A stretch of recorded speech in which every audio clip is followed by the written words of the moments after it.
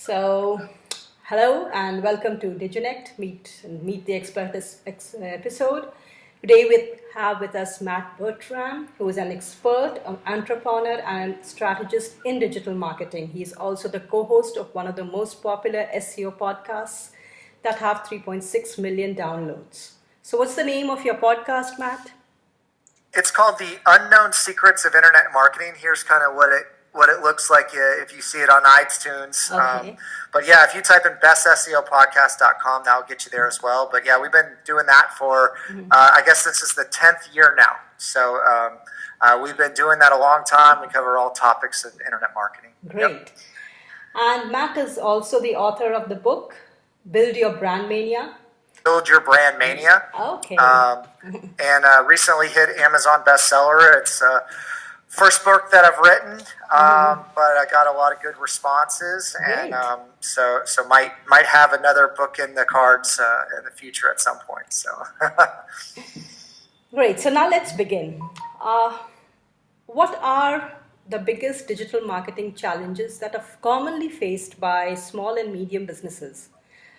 Like, what's the main challenge? Is it finding the right skill set, or beginning with the right platforms, or budget constraint, or anything else? There's so many, right? Yeah. There's so many. When running a small business, you wear so many different hats, and you're trying to do so many different things at one time. The thing that I constantly hear, and before running eWeb Results, I was running a headhunting agency, so I can really speak to some of the topics you want to cover. I know y'all do run a job board. Hiring is one of the biggest things. Hiring and training is absolutely the biggest challenge. Everybody says, hey, I can't find the right people. You know, I hear that a lot. And then marketing and sales. So hiring and marketing, I think if you distill it down, are the most commonly asked questions I get. And I uniquely kind of qualified to answer both of them from my background. To kind of speak to what I'm currently doing as far as the digital marketing agency, internet marketing is such a broad topic. And also SEO, search engine optimization, is such a black box for a lot of people. Yeah. There's also there's really no barriers to entry to get involved in this business. And so what happens is there's a lot of people out there that can put a shingle up and say, hey, I'm an internet marketing expert. Exactly. And there's not a really good way to verify it. And so when you're hiring contractors, you really have to figure out if the person can do what they say they're going to do, and how do you figure that out? Where's the transparency? Where's the certifications? Where's the things that you need to make a good decision on hiring that right person? And also, if you talk to multiple different internet marketing experts, everybody's going to have a different take on what the right answer is to get you to where you want to go. Exactly. Right? So it's not like changing out the oil in a car and it's just done. You're dealing with people, you're dealing with human interactions. So, it's a very challenging endeavor to find, the right people, right contractors, as well as to find the right person to deliver that qualified work. That was really one of the reasons that we started the podcast, is we wanted to put everything out there, make it completely transparent, and say, hey, if you're resonating with what we're saying and this is making sense to you, then hey, give us a call and we can do some consulting with you, kind of point you in the right direction. Or if you want us to do the work, we could do that for you as well. But, it's a very challenging market with a lot of different factors, and it's constantly changing. So someone that was maybe an expert 10 years ago and they haven't changed the way they do business, today it's not very effective. I can tell you organic social for Facebook, right? Or organic socials, generally posting on Facebook back in March.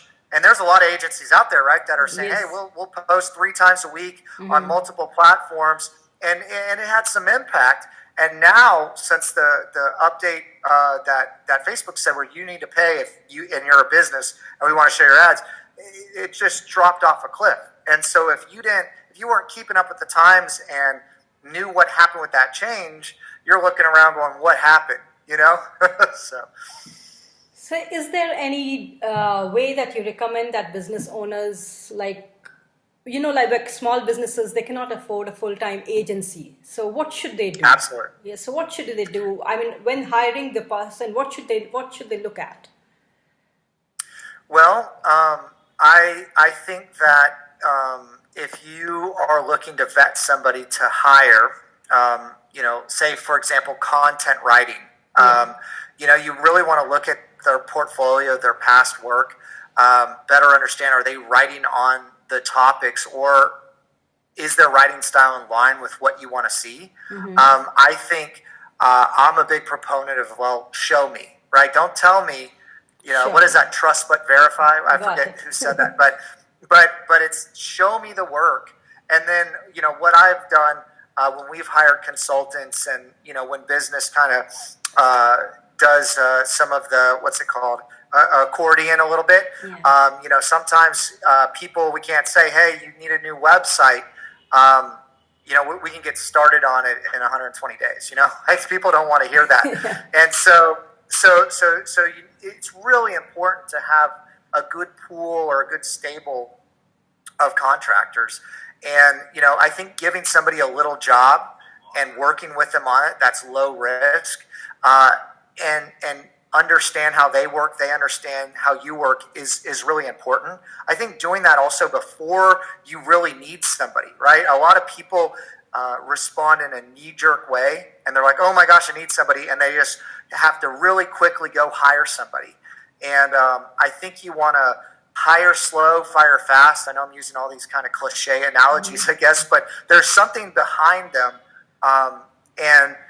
I think getting to know people before you really absolutely need them, if you can kind of project to see where the business is coming from, is super helpful. If you don't have that luxury, I think personal references. A lot of people don't check references. I think that's a good one, really odd, right? Like people give them to you, and then they're just like, oh, okay, like whatever you said is good.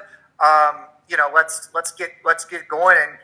And also, when you're looking at contractors too, you got to remember, not everything's a commodity. A lot of times people don't think about it, but if you think about like a doctor or a lawyer, they're a doctor or a lawyer, but there is a bell curve, okay, in the classroom on where they fell, right? Yes. And if you have someone doing surgery on your heart or on, your body in some way, do you want the best surgeon? Do you want, somebody that just barely passed, right? So, you got to know that not everything is equal, and you really got to kind of try to glean from that person if they're the right person, if they're going to fit with the culture, if they have done the work, and I do think that the standard kind of references. I'm about to hire a guy full time that I didn't have any relationship with prior for a position that we're looking to fill, and I felt like he was the right person. He was saying all the right things. His background showed it. He didn't have enough data for me to truly make a decision. And I said, hey, I need the references in it, and I had to ask him for them a second time. He did send them, and then I called the references, and that helped push me over the edge that he was the right guy.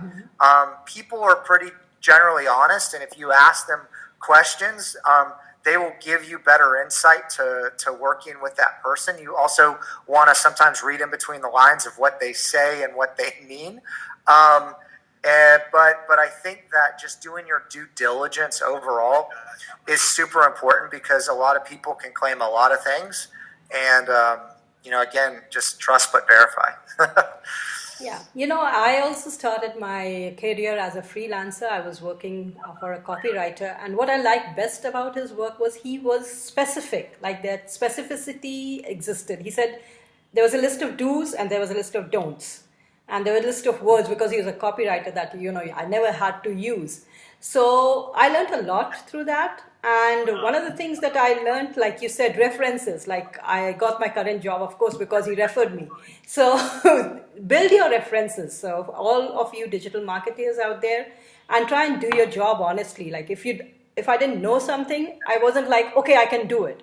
It was like, give me a day or two, let me research, let me get back to you. And we have a community. I mean, like, there's a lot of material on digital marketing out there. You can learn the latest, and then you can go and apply those. Like, just don't commit and do something wrong. Instead, take your time and do it. Yeah, well, and one of the things on the flip side that I wanted to mention as you were talking, you made me think of it is like if you have a business or a Google My Business page, or if a LinkedIn profile, somewhere where someone can leave you some kind of review. Yeah. If you're a contractor out there, collecting those reviews as you go, asking for it when the client's really happy, asking for it throughout your process is really, really important, okay? Because, and here's the thing, 40% of people, if you ask them for a review or a testimonial, typically they'll give it to you if you've done a good job. So, all you really got to do is ask for that, and building that kind of network and all of that credibility is extremely important. If you go check us out online, we got I think 106 reviews or something like that on Google. And that's because everyone on my team, it's part of our process to when we do a good job, ask for reviews. I think that there's probably a lot of other companies out there that have just as many great stories and examples, but they haven't documented it. So it's not as authoritative when they're trying to communicate that. And, that's really one of the things that I go into in my book is how to build your digital presence online and how to present yourself in the way that you want to be seen. You really want, here's another really interesting statistic that I talked about a number of times, but it's just so impactful. Did you know that 84% of the time have gone through their sales process before they contact you? So before you talk to them on the phone, before they email you, they have already done all their research, and they're just kind of getting the final check the boxes, and that's when you think your sales process starts. They've already vetted you, they've already narrowed it down, and so you don't have a lot of time. So that's called just for validation, right? Yes, and so you want to put all that information out there so that they can find you. I mean, people don't operate the same way they used to. Before, they would, you would go look and see if they had a website. You're like, okay, they're a real business. And then you would call them and you would talk to them. Now people are a lot more comfortable doing their decision-making process online and also purchasing online with a lot of these platforms and portals. But I remember the day when everybody's afraid to put their credit card in anything online, definitely. Right? From a security standpoint. So we've come a long way. A lot of things have changed and developed, and so I think it's super important to have that insight and to know that people when they call me have looked at my LinkedIn profile and have watched multiple podcasts and have done all this research on me before I talk to them, and they're like, I feel like I know you, and so. And I'm like, okay, well, let's now take the time for me to get to know you and understand your business. But it really is a great process when people know, like, and trust you, and they're coming to find you. I mean, that's, I think, the ideal situation with work, and that's what I wanted to try to put together in my book is the step-by-step process of how we created that and how to attract people to you in a way that's easy to understand without. Because anytime you start saying PPC and SEO and social media and all this stuff, people get overwhelmed. There's really some easy steps that if you follow and kind of create a little bit of a calendar to do, it doesn't happen immediately, but over time, just like collecting the reviews, it will happen, if that makes sense. So, what are the cons of outsourcing to outside? And should you outsource outside your country? Because we have found a lot of difference, like the British model of business is different, US is different, India is different. So, and there's a lot of outsourcing, like you get a lot of American clients in India and they don't really understand the business model. So how does that work? Yeah, so... outsourcing is something that has really matured. That industry has really matured. Started for the U.S. with like phone banks, and then has kind of grown into full-on services. I think from a content standpoint, if we're talking specifically digital media, you got to understand like the background in writing, right? So there's the British writing and the American writing. And I think that that's one of the biggest challenges that businesses run into when they're hiring, maybe potentially from India, is how is the person classically trained in English? British English sounds different than American English. And so that's one of the things to look for. I think that there's some real advantages, especially on the programming side. Like if something happened and the site went down or whatever, if you have someone that you can hand the torch to, that's overseas, that when you close your doors for business for that night, someone's getting up in the morning and can take that torch and run with it all night. So from a production standpoint, you can deliver things a lot more effectively. Also, there's a book out there that I read back in college. It was called The World is Flat. It was really talking about how skill sets of one country would increase, and then those skill sets they used to do, someone else would take them on, and people would be kind of coming up to the same level. I think that China, India, all the kind of Asian countries have done a really good job of really getting up to that level, and you've seen that also in the wages, right? So the wages have started to increase for a lot of industries. I know multi-level marketing overseas is one of the most prestigious positions because you can make so much money comparatively to the standard cost of living. And digital advertising, because it's so important for businesses, they're willing to pay more for it, but also they're looking for a good deal. I think the hardest thing is that relationship, right? Like that trust and like getting started. And, I think that like video testimonials for contractors is super important. Them also talking about who they are themselves, so like people can connect with them. Because if you're looking at an online platform and there's all these choices, a lot of people are just copying other people's profiles, right? And so there's a real fear of, is this person legitimate? Exactly, and if I'm going to start down this path, what's going to happen? Am I going to give them access to the back end of my website? What's going to happen there? Like, so there's real feelers of, again, it comes down to, with I think all humans, that know, like, and trust. And I think that there's a ton of advantages. And I think it's kind of like any decision, even in the U.S. or in Britain, is, okay, do you know those people? Has someone else worked with them? Is there some word of mouth associated with it?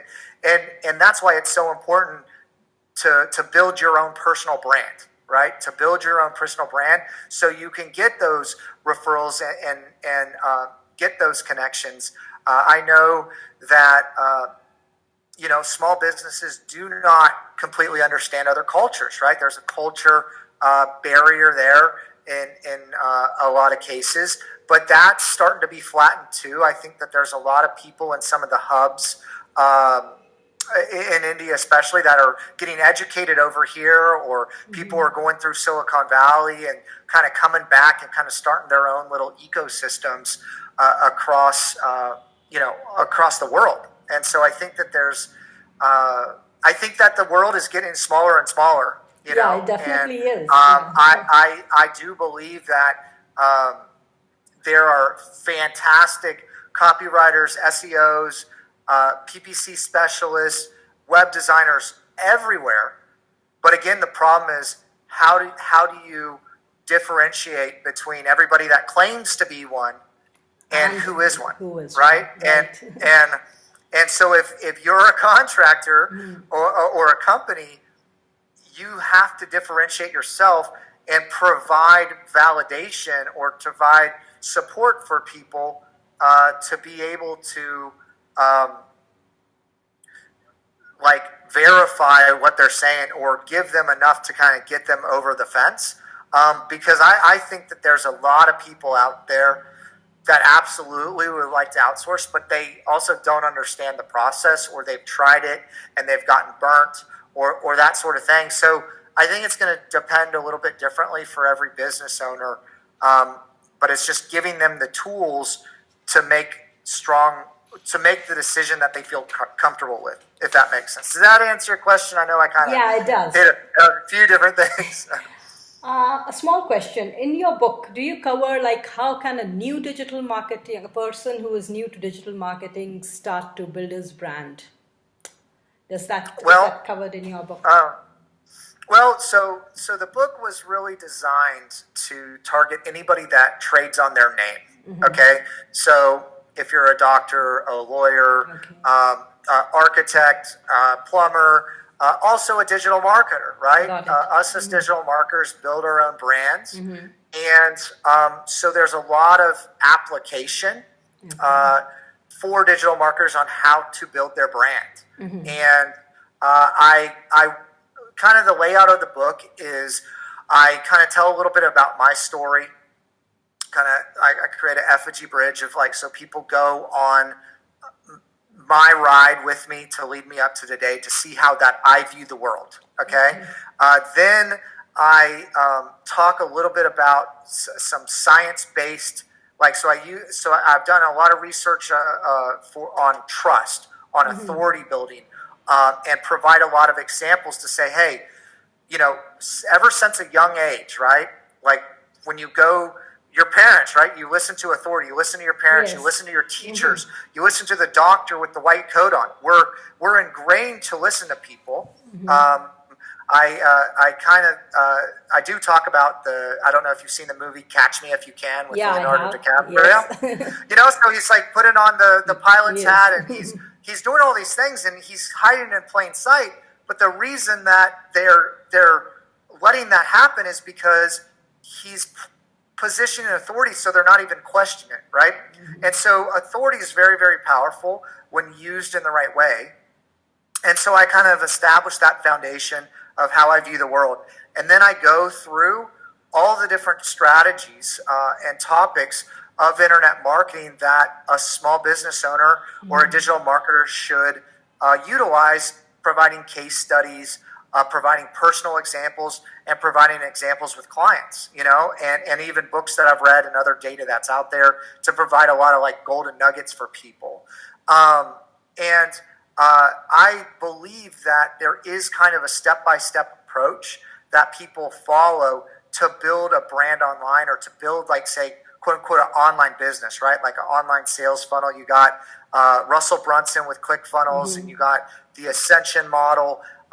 You got a number of things that are tried and true that digital marketers have done to build their brand. And so I did analyze that. I also used some kind of local examples to my area of people that have built a brand and they built a business along with it. And I believe absolutely it can be applied for digital marketers as well. But the thing that you said I want to circle back on is I totally believe there's so many things you could learn, and you're trying to become an expert. That's 10,000 hours. I don't know who said that exactly, but it's that's kind of a common knowledge base, right? Is if you spend 10,000 hours on something, you become that expert. Yeah. And so figure out what it is that you love, right? Play with everything. If you're a digital marketer, figure out what you love that you want to pursue, and then absolutely dive into that and become an expert. And I do think a lot of times when people are looking for consultants, they're looking for a solution to a problem. They're looking for, they have a pain point, and they need a specialist or a surgeon to come in and surgically remove that pain. And if you paint yourself as an expert across the board, what is it? Again, I'm using all these cliche analogies. I'm sorry. A jack of all trades, but you're not necessarily a master of one thing. And so when people are looking for outsourced, and this is what I can tell you, and I believe this to be true, when people are looking for something outsourced, they're looking for something really, really specific, and they want an expert, and they want just something that is laser pointed surgical to solve that one problem. And that's when typically people do grab outsourced talent is, okay, I have a problem and I need to plug that hole or I need to solve that problem immediately. And so they want somebody that's absolutely specialized. I think that you can prove yourself in that vertical and then you can expand there. But I think you need to expand deep before you expand wide, after you understand at least the foundation of like digital marketing, if that makes sense, and how they kind of fit together. That is one of the best advices for all digital marketers out there. Find your niche, find your specialty, and follow your passion, of course. Yeah, absolutely. Absolutely. So coming back to businesses, like what would be the best 5 trends or so for small businesses, medium businesses to follow in the 2019? Yeah, no, that's a great question. We've done a few podcasts on like the trends of 2018. I think that people are looking for personalization. Okay, and in the emails, in the messages, so automation. Okay, look at automation. Email automation has expanded quite a bit. You got instant messenger. You got automated tools and bots for LinkedIn. You got text, SMS messaging. You got lead scoring that can tie into the website. So I think automation, not necessarily for 2019, but in general, has been a solid trend that's been underutilized. And so I think that, there's so much power. People keep email addresses for on average 8 years from the last data that I read. There has been less open rates there. That's what a lot of people will say. Well, text message has almost 100% open rate, so SMS. And then Facebook Instant Messenger has the same. And so Facebook Instant Messenger is super powerful. We've been doing a lot of things with like the little chat bots. We have one on our website that people can play with, or on our Facebook page. We also have it on our on ewebresults.com. But it's a little chat bot. We built it in MiniChat. It's free platform that people can play around with to kind of engage with them and build some engagement and activity. So I think the automation, absolutely something that should be looked at. I think that the trend towards voice is coming if you want to get in front of the wave. But right now, it's video. Optimizing your website with video content, going after the vertical search on Google, all those commonly asked questions, I think is extremely important for small business owners. But yeah, if you aren't making video, I know it's challenging. I know it's difficult. I know it's a lot harder and it's to expensive do. Too. And that creates a barrier to entry that most people won't spend the money or time to do it. So it's less crowded, right? Text is pretty easy, right? Infographics was next. The most rich media you have is that visual content. So pushing that out, as you saw the trends with Facebook Live, YouTube Live, Periscope, Instagram Stories now, even all those stories. I mean, now Snapchat I don't know what Snapchat's going to do. I mean, from what I saw, everybody left Snapchat because they had the stories, and now they're on Instagram and Facebook. People are now posting on Instagram first, and then it's pushing through to Facebook. So, everything's changing. You never know, like, what platforms are really there and what's going to happen. That's what makes this career so exciting, actually. Yeah, there's a lot of opportunity. And so if people think, I missed the wave, right? I missed the wave. No, like the internet's so young, there's going to be so many twists and turns. I think that there's a lot of interesting things happening in the crypto space and security space on approving transactions, like delivery of services and like the contract gets fulfilled.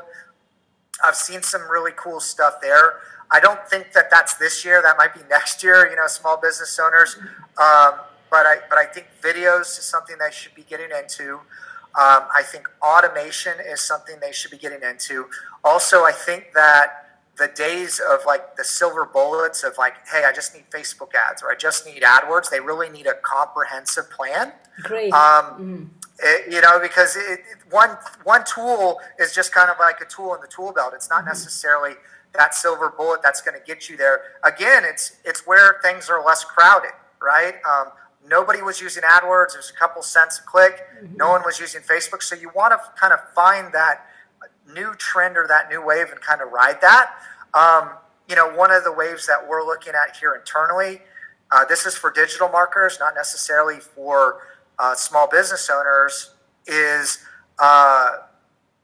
we're looking at 3D video and virtual reality videos. Because I do personally believe that that's going to be the next wave. YouTube's asking for content creators there. Sorry about that. I'm getting all these alerts. I don't know if you're hearing okay. those or not. So virtual reality videos and 3D videos work for businesses too, because they showcase their products and services actually. Yeah, I mean, like if you look at Facebook, anytime a 3D picture comes through, right? You just put your phone on portrait, you can take it. Those are going to be shown a lot more. Those will be shown by like live video. I think that really rich content's important. So I think podcasting we've been doing it for a while, but now it's really kind of in vogue. We're actually going to be teaching a course on that. We'll be putting that out soon. But if you're not podcasting, and you want to be doing it on video, because then you can use the content multiple places. You can transcribe it. It creates a bunch of unique, rich content, which Google's hungry for. A lot of people have just kind of rewriting articles. Doesn't work like it used to. And really, it's not very good for the user. And so, I think from a consultant standpoint, all the way to a small business, the same things that have worked over and over again still work, but they don't work as well, right? And so, you really want to be creating unique, useful content for the user or the visitor, and you want to build that audience. I think building an audience, that's one. Building an audience is absolutely critical. I'm reading a number of books out there right now. Content Inc. is one of them, by Joe Preza, I believe is how you say his last name. I'm not absolutely sure on that. But, what he actually advocates is build an audience first, okay? And then figure out the product to sell to them. And I had actually never heard that before. And he used a Social Media Examiner as an example. Social Media Examiner started out with Facebook tips and stuff like that while he was, I believe his company or his partner was working on building a software. And then they were able to build this massive email list, and they were producing content, I believe it was daily, and it's grown into the massive platform that it is.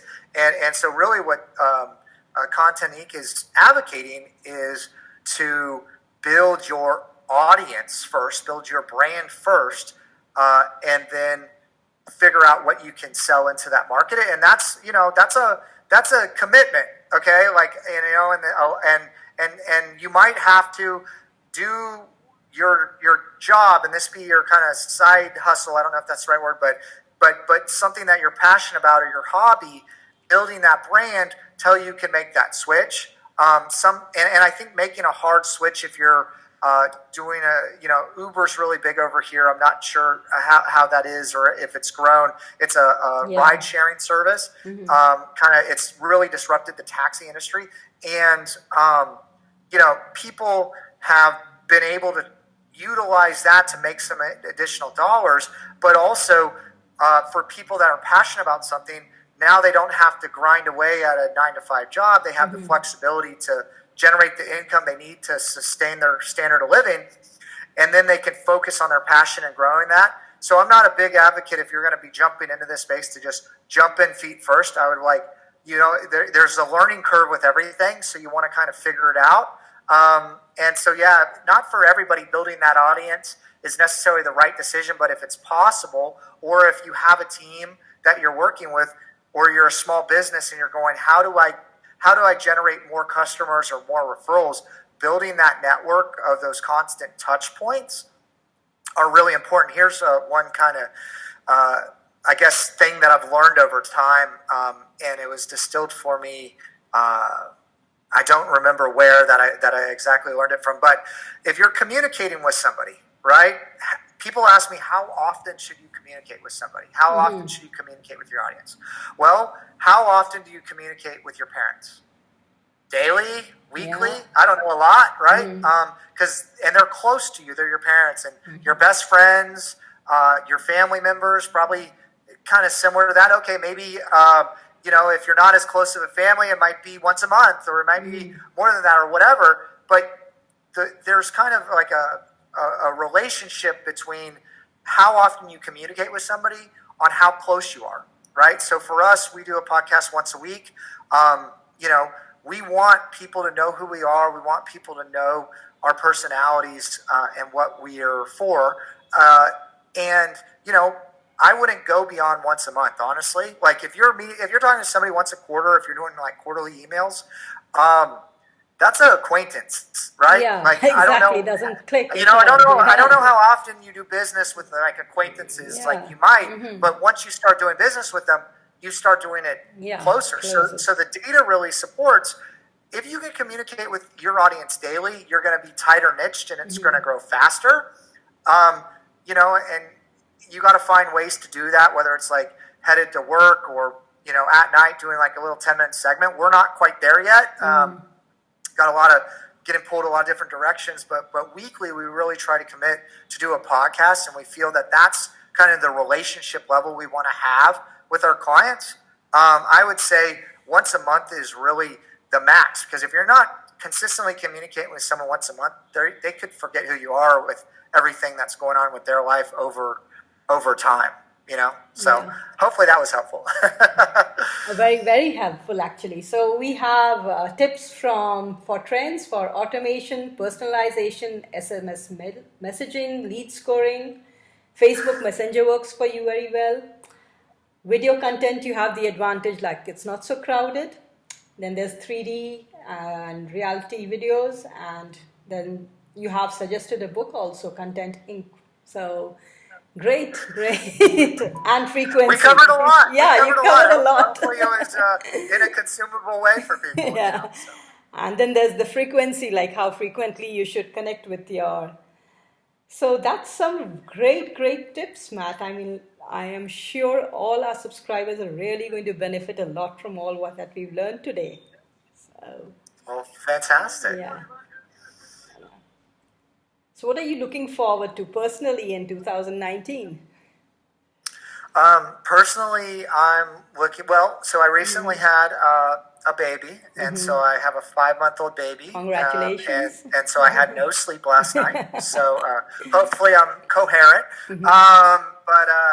Looking forward to spending a lot of time with my family, raising him, seeing him walk, talk personally. Yeah.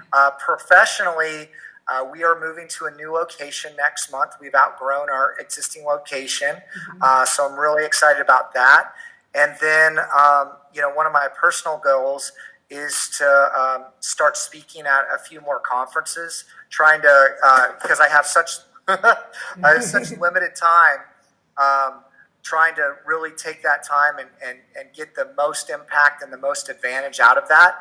And I think that speaking at a few of the conferences that I've been to and kind of really utilizing the relationships that we've developed in the industry to become even more of a thought leader is really one of my goals. Speaking on stage, speaking publicly is a fear for a lot of people. And so I've been starting to do that a lot more locally and just kind of getting on the national stage next year. So just one question before we go. What do you say to those who say SEO is dead? I love that, right? I love that. What is it? The king is dead, long live the king. Yeah, exactly. So I think that people have said a lot of things are dead for a long time. I would say that certain tactics are dead. Yeah, and definitely. that the algorithms have gotten a lot smarter, so gaming the system is not so much advantageous anymore. I believe following the rules is really the best way forward. Playing the game within the rules the best you can play them is going to get you a lot further and not having to look over your shoulder. But I think SEO I know actually SEO. I don't think that SEO is alive and healthy. You know, technology is not to where the search engines and technology are not where they need to be to completely disregard SEO completely. And also, even if we had manual people trying to figure out the differences between all these different websites and your site structure and a lot of the technical aspects of SEO, I think a lot of people refer to some of the tactics and like black hat SEO and that sort of thing. I think it is kind of dying, but also there's like voice. I know we didn't even really hit on that, but voice optimization is the future. You know, Google keeps adding new things all the time that it's doing, and so I just believe that it's changing. But I would just say, you know, the king is dead, long live the king. You know. Great, thank you so much, Matt. It was really good talking to you today. Yes, thank you so much for having me. And if anybody has any interest, buildyourbrandmania.com. It's on Amazon. It's also on Audible. And then The Unknown Secrets of Internet Marketing if you want more SEO-specific tips related to internet marketing. So.